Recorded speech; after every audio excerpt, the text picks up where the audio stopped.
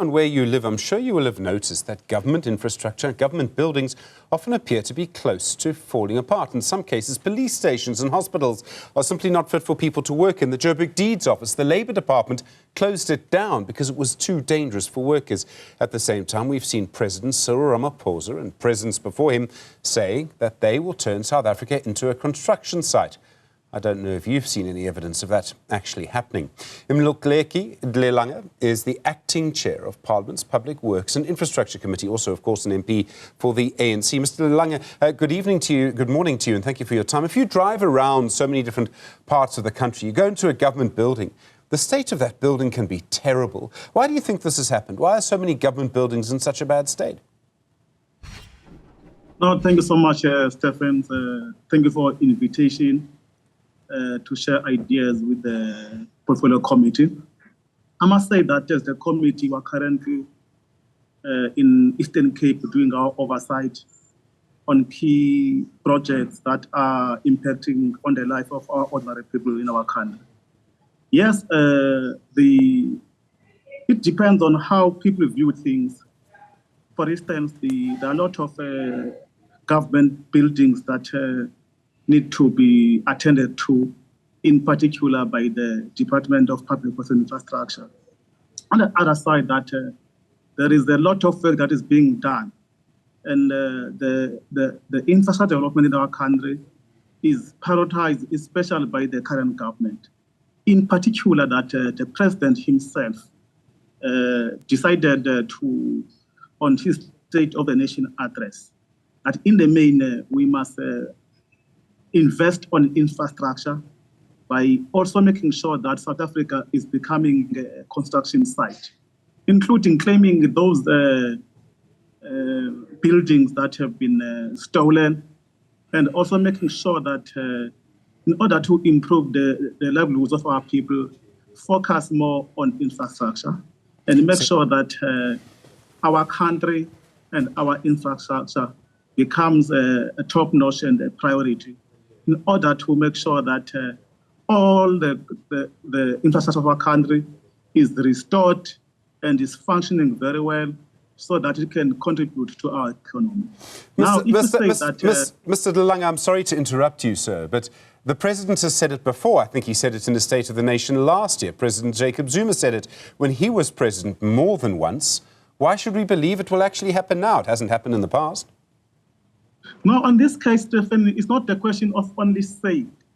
It's a question also of putting more resources.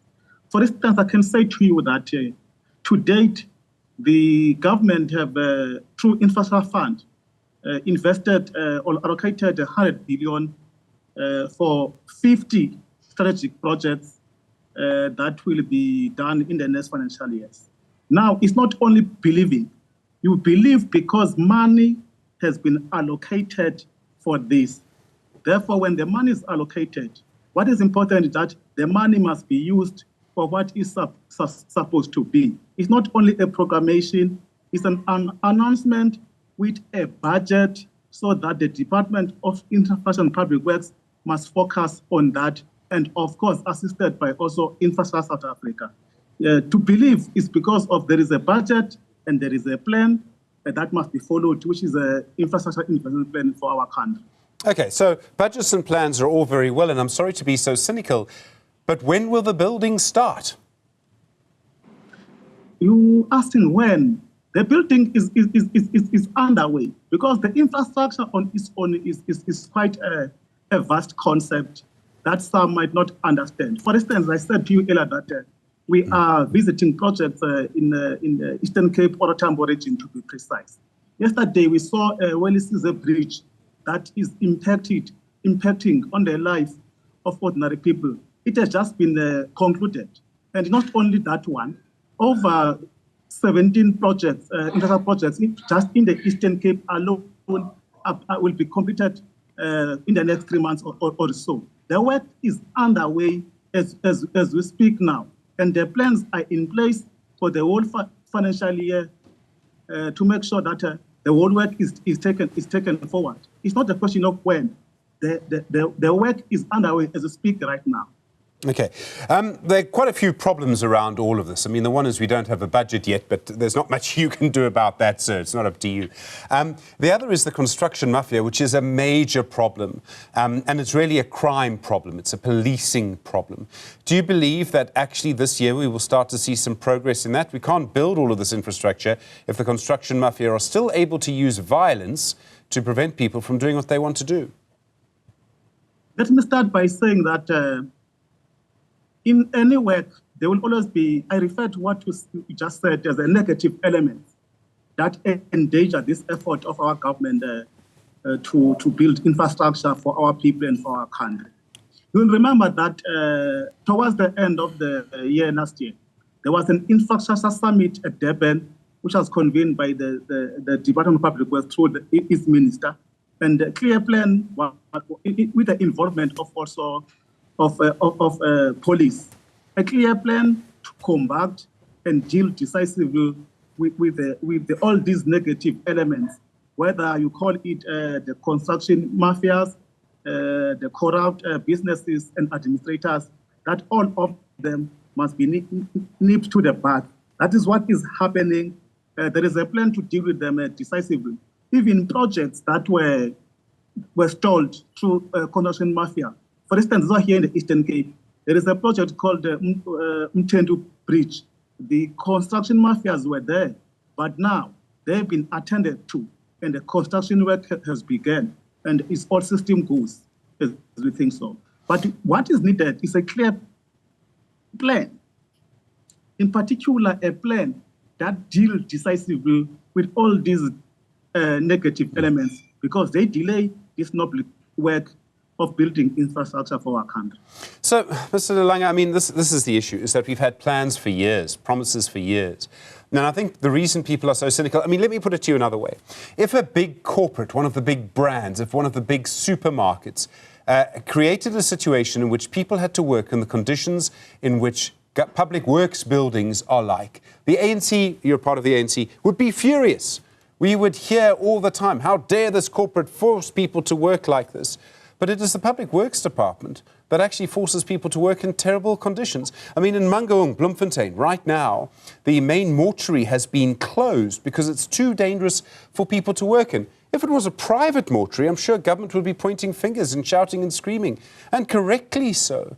I mean, there's a deep-seated problem here, and I'm not convinced it can be resolved quickly. I think it requires a huge amount of work, but it requires a lot more than just a plan. I think the first issue I want to say, Stephen, is that it's not the question of that the ANC shoes. The ANC as an organization must be taken out of this. I think let's say that let's focus on what the government is doing. What the government is doing, whether it's a government structure or it's a private property, it must be in a condition that satisfies the needs that it was built for. Therefore, the problems will always be there. You know that even when you are building, even in a family, there are problems. But what is important, how those problems are being attended to. That is an area that I've already explained to you that regardless of these negative elements and challenges, how as the government we see them, we don't see these challenges as a stop signs, but we see them as an experience on how to move forward to address this question that we must make our country to be a construction site. And you never thought that everything will be smooth sailing. No, we understand that there will be challenges, but out of the challenges, leadership, in particular the political will that has been displayed by the presidency going down to local municipalities, is what will drive and take us to where we want to be. I'm more convinced that let's not politicize this question of development and building our infrastructure, because it's not for a political organization, it's for our people and it's for our country.